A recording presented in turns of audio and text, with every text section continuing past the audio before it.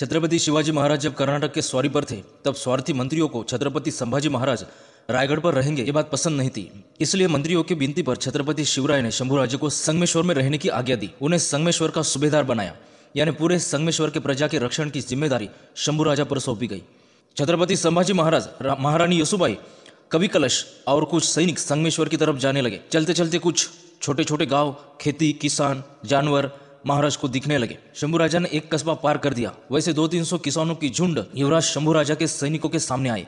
वैसे सैनिक चिल्लाए, चलो पीछे, हटो हटो पीछे। युवराज शंभुराजे, हमारे महाराज, हमारे माँ बाप, जरा आप सुनो हमारा, रुको महाराज, रुको युवराज।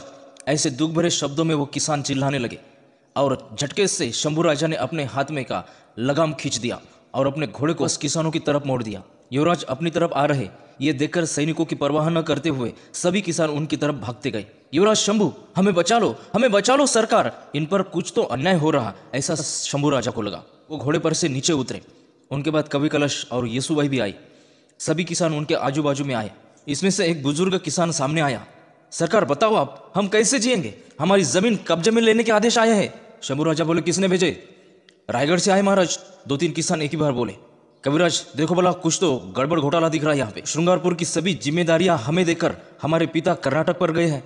हमें न पूछते हुए ये आदेश रायगढ़ से किसने भेजा होगी? क्या कारण होगा? उन दुखी किसानों के हाथों से वो हुकुमनामे कवि कलश ने अपने हाथ में ले लिए और पढ़ने लगे। कई सालों से किसानों ने खेती का कर भरा नहीं, इसलिए उनकी जमीन कब्जे में लेने का आदेश पत्र रायगढ़ से भेजा है महाराज। पर उस पर हस्ताक्षर किसके हैं? राहुजी सोमनाथ के, अन्नाजी दत्तों के कहने पर यह आदेश पत्र भेजे गए युवराज। दुखी कष्टी किसानों में दुख की लहर उठी। 8-10 किसान सीधे युवराज शंभुराजा के पैरों पर गिड़गिड़ाने लगे। वो अब जोर जोर से रोने लगे। हम क्या करें युवराज, क्या करें मालिक? हम जब से शिवाजी महाराज कर्नाटक में गए तब से हमारी सभी फसल उस अन्नाजी दत्तों के कहने पर रायगढ़ पर ले जा रहे हैं।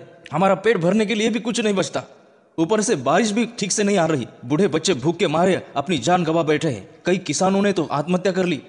हम पर दया करो युवराज। शिवाजी राजा के पश्चात आप ही हमारे माँ बाप हो, आप ही हमारा दुख समझ सकते हो, हमें न्याय दीजिए युवराज।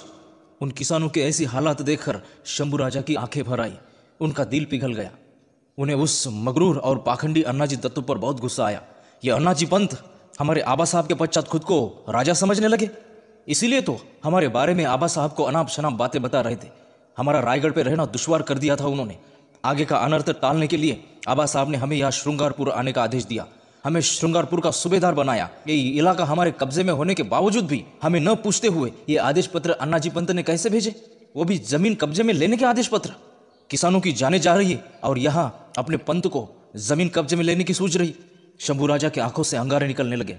उन्होंने कवि कलश को आदेश दिया, कविराज, इन सब के माफीनामे लिख लो। आज तक इनका जितना भी नुकसान हुआ है उनका अनाज उन्हें वापस कर दो और अन्नाजी दत्त के वो अन्यायी आदेश पत्र अभी के अभी फाड़ डालो। युवराज ने किसानों को जगह पे न्याय दिया। छत्रपति संभाजी राजा के इस आदेश से सभी किसान आनंदित हुए। वो खुशी से नाचने लगे, झूमने लगे। सभी किसानों ने छत्रपति संभाजी महाराज को बहुत बहुत आशीर्वाद दिए।